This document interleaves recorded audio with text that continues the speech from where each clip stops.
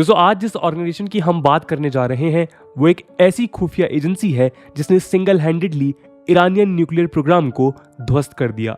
आज की इस कहानी उस ऑर्गेनाइजेशन की है जिसने कोल्ड वॉर के वक्त वो कारनामे कर दिखाए जिन्हें करने में वर्ल्ड की मोस्ट पावरफुल खुफिया एजेंसीज जैसे कि CIA और M16 भी असफल रहीं। आज की कहानियां दुनिया के नक्शे पर बने एक छोटे से देश इजराइल की खुफिया एजेंसी मोसाद के नाम पर है। रशिया, अमेरिका, ब्रिटेन और इंडिया जैसे देशों की बड़ी बड़ी खुफिया एजेंसीज जैसे कि CIA, रॉ, M16, KGB आदि का नाम तो हम अक्सर सुनते ही रहते हैं, लेकिन शायद हो सकता है कि आप में से बहुत से लोगों ने मोसाद का नाम पहली बार सुना हो, क्योंकि ये इंटेलिजेंस सर्विस जितनी खूंखार है इसके कारनामे उतने ही रहस्यमयी तरीकों से किए जाते हैं। खैर, मोसाद के नाम पर सैकड़ों कामयाबी भरी दास्तान दर्ज हैं। कहा जाता है कि जो मोसाद की नजरों में चढ़ गया उसका बचना नामुमकिन है। मोसाद की हिटलिस्ट से बच के निकलना किसी के लिए भी मुमकिन नहीं है। मोसाद की पहुंच दुनिया के हर उस कोने तक फैली हुई है जिन देशों को इजराइल अपने टेरिटरी और नागरिकों के लिए एक थ्रेट की तरह देखता है। कहते हैं कि ये अपने दुश्मनों को दुनिया के किसी भी कोने से ढूंढ निकालता है और मार गिराता है। उदाहरण के तौर पर देखें तो एक नाजी वॉर क्रिमिनल एडोल्फ इचमेन को मोसाद ने 16 मई 1960 को अर्जेंटीना में ढूंढ निकाला और उसे इजराइल में लाकर उसका ट्रायल करवाया, लेकिन इसकी भनक उन्होंने अर्जेंटीना की सरकार तक को नहीं लगने दी। आमतौर पर ऐसा करना बेहद कठिन होता है, लेकिन मोसाद को ऐसे कामों में महारत हासिल है। मोसाद का की प्रिंसिपल है किल एंड फ्ली, यानी दुश्मन को मारकर गायब हो जाना। यह आतंकियों और अपने दुश्मनों का तब तक पीछा करती है जब तक वो दुनिया भर में फैले उसके नेटवर्क्स को पूरी तरह से ध्वस्त ना कर दे। ऐसा इसलिए क्योंकि यहाँ मोसाद का मकसद केवल अपने दुश्मनों को खत्म करना ही नहीं होता, बल्कि उसके साथ साथ इजराइल के प्रति सिक्योरिटी थ्रेट्स पोज करने वाले लोगों के मन में एक खौफ पैदा करना भी होता है। और इसी वजह से दुनिया भर में मोसाद को एक किलिंग मशीन के नाम से भी जाना जाता है। आज की इस वीडियो में हम इस खुफिया एजेंसी के बारे में गहराई से जानेंगे। आज हम देखेंगे कि इजराइल को क्यों इस खूंखार एजेंसी की जरूरत पड़ी, कैसे इसकी शुरुआत हुई और ये किस तरह काम करती है। साथ ही साथ आज हम इसके कुछ खुफिया कारनामों पर भी नजर डालेंगे। तो चलिए शुरू करते हैं आज के इस इंटरेस्टिंग डिस्कशन को। नमस्कार दोस्तों, मेरा नाम है आदर्श और स्वागत है आपका स्टडी IQ में। दोस्तों ये तो हम जानते ही हैं कि सदियों से ज्यूस कम्युनिटी के लोग अपने एक अलग देश यानी इजराइल का निर्माण करना चाहते थे, और वर्ल्ड वॉर 2 में हिटलर द्वारा किए गए नरसंहार के दौरान ये आग और भी ज्यादा भड़क गई। खैर 1948 को इजराइल की स्थापना हुई, और ये बात तो जग जाहिर है कि इस वजह से इजराइल के उसके आसपास बसे अरब देशों से संबंध हमेशा के लिए खराब हो गए। तो अब ये न्यूली फॉर्म्ड ज्यूइश स्टेट हर तरफ दुश्मनों से घिरा हुआ था। ऐसे में इजराइल की सिक्योरिटी के ऊपर हर समय खतरा बना रहता था, और यहाँ तो बात थी उसके अस्तित्व की। इसी वजह से इजराइल ने अपने डिफेंस और सिक्योरिटी सिस्टम को इतना स्ट्रॉन्ग करने की ठानी जिससे कोई भी देश उसके और उसके नागरिकों के ऊपर आंख उठाकर भी ना देख सके। और ऐसे ही हालातों में नींव पड़ी मोसाद के जन्म की। इजराइल के लिए मोसाद की कीमत का अंदाज आप अरब इजराइल वॉर्स में इजराइल को मिलती आई जीतों से ही लगा सकते हैं। जी हाँ, इजराइल की इन सभी विक्ट्रीज के पीछे मोसाद का एक बहुत बड़ा हाथ रहा, और आज भी इजराइल अपने नागरिकों के ऊपर आने वाले हर संकट का मुंह तोड़ जवाब देता है। इस मकसद में मोसाद इजरायली सरकार का कदम कदम पर साथ देता है। ऑपरेशन थंडरबोल्ट ऐसा ही एक खास उदाहरण है, जो मोसाद ने इजरायली नागरिकों की सुरक्षा के लिए सारी हदें पार कर डाली थी। इस ऑपरेशन में क्या हुआ वो हम वीडियो के अंत में जानेंगे। खैर, इस एजेंसी को बनाने का प्रस्ताव हैगाना के एक सीनियर कमांडर र्यूवेन सिलोहा ने इजराइल के पहले और तत्कालीन प्रधानमंत्री डेविड बेन गुरियोन के सामने रखा। इसी के चलते डेविड बेन गुरियोन ने 13 दिसंबर 1949 को मोसाद की स्थापना की। उस समय इसका नाम सेंट्रल इंस्टीट्यूशन फॉर कोऑर्डिनेशन था। 1951 में इसका नाम बदलकर मोसाद पड़ गया, और उसी दौरान इसको PM ऑफिस के अधीन कर दिया गया। यहाँ पर आपको बता दें कि मोसाद के इस सफर की शुरुआत इजराइल के बनने से भी पहले शुरू हो चुकी थी। जी हाँ, असल में यूरोप में हिटलर और उसकी नाजी फोर्सेस का सामना करने के लिए ज्यूज के द्वारा लेट 1930s और अर्ली 1940s में कई सैन्य संगठनों का निर्माण किया गया था। इनकी सहायता के लिए हर सैनिक संगठन की एक खुफिया एजेंसी का भी गठन किया जाता था। इन्हीं में से एक सैन्य संगठन का नाम हगाना था, जिसकी खुफिया एजेंसी का नाम था साही। साही की स्थापना 1940 के आसपास हुई। 1948 में इजराइल के फॉर्मेशन के बाद मुसाद की स्थापना करने में साही का बड़ा योगदान रहा। दूसरे शब्दों में कहें तो साही के ही स्टाफ और एडमिनिस्ट्रेशन ने मुसाद के नाम के अंडर काम करना शुरू किया। इसके अथॉरिटी की बात करें तो र्यूवेन सिलोहा इसके पहले डायरेक्टर बने। र्यूवेन 1952 में रिटायर हो गए और उसके बाद मुसाद की कमान संभाली इसर हराल ने। हराल के नेतृत्व में ही मुसाद को इतनी खूंखार खुफिया एजेंसी में तब्दील किया गया। तो दोस्तों, ये थी कहानी मुसाद के जन्म की। अब उसके खुफिया कारनामों पर पहुंचने से पहले आइए एक नजर डालते हैं इसके स्ट्रक्चर पर।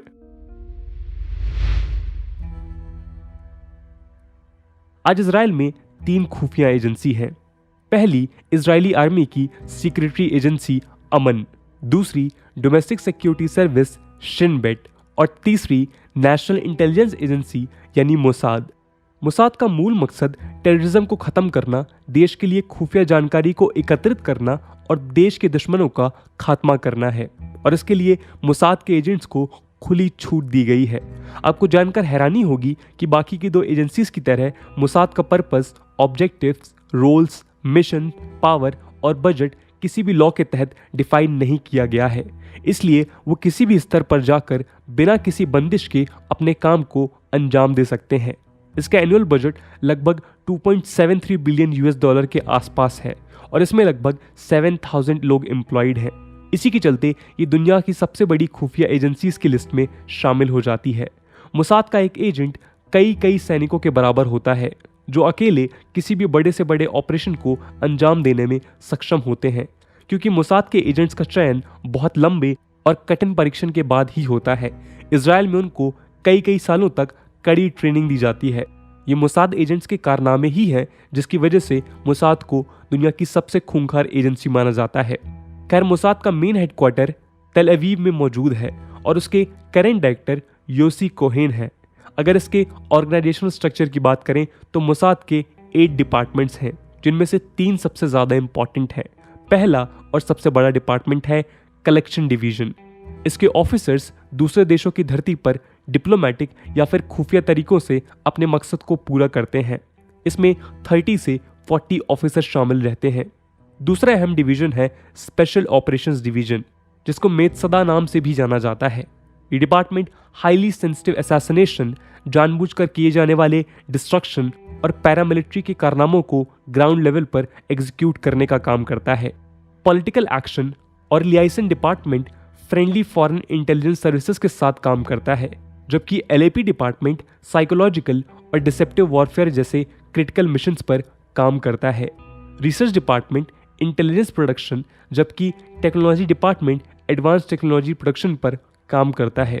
तो आप देख सकते हैं कि कैसे मोसाद का पूरा स्ट्रक्चर अलग अलग स्पेशलाइज्ड डिपार्टमेंट्स में बटा हुआ है। यहाँ हर एक डिपार्टमेंट अपना काम एकदम सटीक तरीके से हाई प्रिसीजन के साथ करता है। तो ये बात हुई मोसाद के ऑर्गेनाइजेशनल स्ट्रक्चर की। लेकिन यहाँ तक आते आते अब आप लोग मोसाद के कारनामे सुनने के लिए जरूर बेताब हो रहे होंगे। तो चलिए शुरू करते हैं। भले ही आकार में इजराइल भारत के मिजोरम राज्य के बराबर है और आबादी में उत्तर प्रदेश की आबादी से भी कम, लेकिन उसकी डिफेंस और इंटेलिजेंस फोर्सेस के कारनामे इतने बड़े हैं कि बड़ी बड़ी सुपर पावर्स भी उसके सामने घुटने टेक दें। दोस्तों, आपको जानकर हैरानी होगी कि अपनी इस 73 सालों की जर्नी में मोसाद 2700 ऑपरेशंस को अंजाम दे चुका है। और तो और इजरायली इन्वेस्टिगेटिव जर्नलिस्ट रॉनन बर्गमन का कहना है कि वर्ल्ड वॉर 2 के बाद किसी भी वेस्टर्न कंट्री की तुलना में इजराइल ने सबसे ज्यादा हत्याएं की हैं। और ये बात उन्होंने न्यूयॉर्क टाइम की best seller book rise and kill first में साफ शब्दों में लिखी है। खैर, अब जाहिर सी बात है कि यहाँ पर उन सभी ऑपरेशंस के बारे में बात करना तो नामुमकिन है, लेकिन आज हम कुछ ऐसे चुनिंदा ऑपरेशंस के बारे में जानेंगे जिसके चलते आज पूरी दुनिया मोसाद का लोहा मानती है। सबसे पहले देखते हैं ऑपरेशन थंडरबोल्ट को। बात है साल 1976 की, तारीख 26 जून। फ्रांस की धरती से एक प्लेन ने ग्रीस के लिए उड़ान भरी, जिसमें इजराइल के 94 नागरिक मौजूद थे। उड़ान के कुछ ही घंटों बाद ये खबर आई कि प्लेन को हाईजैक कर लिया गया है, और ये हाईजैक की गई थी popular front for the liberation of Palestine external operations नाम की एक पैलेस्टीनियन टेररिस्ट ऑर्गेनाइजेशन के द्वारा। इस प्लेन को युगांडा के एंटेबे एयरपोर्ट पर लैंड करवाया गया। युगांडा के तानाशाह ने भी हाईजैकर्स का साथ दिया। इन आतंकियों ने इजराइल से उनके नागरिकों के बदले खुद के कुछ साथियों को छोड़ने की मांग की, लेकिन मोसाद का एक सिद्धांत है कि वो कभी भी आतंकवादियों से नेगोशिएट नहीं करता। और यहीं से शुरुआत हुई ऑपरेशन थंडरबोल्ट की। इस ऑपरेशन के चलते मोसाद ने उस एयरपोर्ट पर रेड की और केवल 90 मिनटों के अंदर अपनी सभी सिटीजन्स को छुड़ाकर सुरक्षा के साथ वापस घर ले आया। इस ऑपरेशन के बाद दुनिया भर में मोसाद की वाहवाही हुई। इस तरह मोसाद का एक ऑपरेशन था ऑपरेशन डायमंड। 1960 के दशक में दुनिया भर में रशिया के मिग 21 विमान का काफी बोलबाला था। इसका अंदाजा इस बात से लगाया जा सकता है कि उस समय अमेरिका की CIA भी इसको हासिल करने की कई नाकाम कोशिशें कर चुकी थी। CIA के फेलियर के बाद इस विमान को चुराने की जिम्मेदारी दी गई मोसाद को। पहली 2 कोशिशें तो मोसाद की भी नाकामयाब रहीं, लेकिन आखिरकार 1964 में की गई तीसरी कोशिश में उसने ये कर ही दिखाया। असल में इस ऑपरेशन में मोसाद की एक फीमेल एजेंट शामिल थी, और उसी ने पहले तो मिग 21 पायलट को अपनी बातों के जाल में फंसाकर अपना दोस्त बनाया, और फिर उसको ये प्लेन इजराइल तक लाने के लिए मजबूर भी कर दिया। तो जो काम दुनिया की सबसे बड़ी सुपर पावर अमेरिका की खुफिया एजेंसी CIA नहीं कर पाई, वो काम मोसाद ने कर दिखाया। अगला ऑपरेशन है ऑपरेशन राथ ऑफ गॉड, और ये ऑपरेशन म्यूनिक टेरर अटैक से संबंधित है। असल में बात है 1972 की, जब जर्मनी के म्यूनिक शहर में ओलंपिक खेलों का आयोजन किया जा रहा था। बाकी देशों की तरह ही इजराइल के खिलाड़ी भी इसमें शामिल होने वाले थे, लेकिन इसी दौरान कुछ आतंकियों ने इजराइल के 11 खिलाड़ियों पर जानलेवा हमला किया।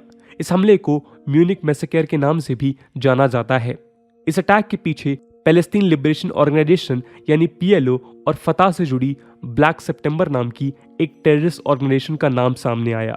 बस फिर क्या था, मोसाद के कमांडोज ने अपना जंजाल बिछाया और 20 साल तक चले इस ऑपरेशन के दौरान उन सभी आतंकियों को दुनिया के अलग अलग कोने से ढूंढ निकालकर मार गिराया। वैसे तो अभी तक आप मोसाद के हैरतअंगेज कारनामों से रूबरू हो ही चुके होंगे, लेकिन इस वीडियो को खत्म करने से पहले हम आपको इसका हाल ही में किया गया एक और कारनामा सुनाना चाहेंगे, जिसके चलते फिर एक बार मोसाद दुनिया की नजरों में आ गया था। और इस बार उसका टारगेट कोई और आतंकवादी नहीं बल्कि ईरान के एक जाना माना न्यूक्लियर साइंटिस्ट था। बात है 27 नवंबर 2020 की, जब खुलेआम तेहरान की सड़कों पर ईरान के एक न्यूक्लियर साइंटिस्ट मोहसेन फखरीजदे को गोलियों से भूनकर मार दिया गया। मोहसेन फखरीजदे और कोई नहीं बल्कि ईरानियन न्यूक्लियर प्रोग्राम के फादर कहे जाने वाले एक टॉप साइंटिस्ट थे। हालांकि इजराइल ने इसमें अपनी किसी भी तरह की इन्वॉल्वमेंट से साफ इनकार कर दिया, लेकिन BBC की रिपोर्ट के मुताबिक इस अटैक को जिस प्रिसीजन और हाई टेक वेपन के साथ किया गया था, उससे ये साफ जाहिर हो रहा था कि इसके पीछे और कोई नहीं बल्कि मोसाद ही है। लेकिन यहाँ पर हमें एक और बात पर गौर करने की जरूरत है, और वो ये कि इन सभी कामयाबियों के साथ साथ मोसाद के नाम कई ह्यूमन राइट्स अब्यूज के केसेस भी दर्ज हैं, और ये abuses unlawful killings, force displacement, mass strikes और एब्यूजिव डिटेंशन के रूप में सामने आते हैं। और तो और इजराइल के हाई टेक्नोलॉजिकल एडवांसमेंट के चलते मोसाद अपने ऑपरेशंस में सोफिस्टिकेटेड हाई टेक वेपनरी का यूज करता है, जो और भी ज्यादा जानलेवा होता है, और ये सब इजराइल की सिक्योरिटी के नाम पर किए जाते हैं। अब ये नेशनल सिक्योरिटी के नाम पर कितना सही है और कितना गलत, ये एक अलग डिबेट है, लेकिन ये बात हमें नेशनल और इंटरनेशनल लेवल पर मौजूद अलग अलग तरह के ह्यूमन राइट्स सेफ्टी मैकेनिज्म की इफेक्टिवनेस के बारे में सोचने पर मजबूर जरूर करती है। खैर दोस्तों, ये थी कहानी मोसाद और उसके कुछ खुफिया कारनामों की। अगर आप मोसाद से जुड़े कुछ और इंटरेस्टिंग किस्से, कहानियां या ऑपरेशंस के बारे में जानना चाहते हैं तो हमें कमेंट सेक्शन में जरूर बता सकते हैं। इस पूरे मुद्दे को लेकर आपका क्या ओपिनियन है, हमें जरूर बताइएगा। आज की वीडियो के लिए इतना ही। आई होप आपको वीडियो पसंद आई होगी, और अगर पसंद आई है तो अपने दोस्तों के साथ शेयर करना मत भूलिएगा। हम मिलते हैं अगले वीडियो में, तब तक के लिए जय हिंद, जय भारत।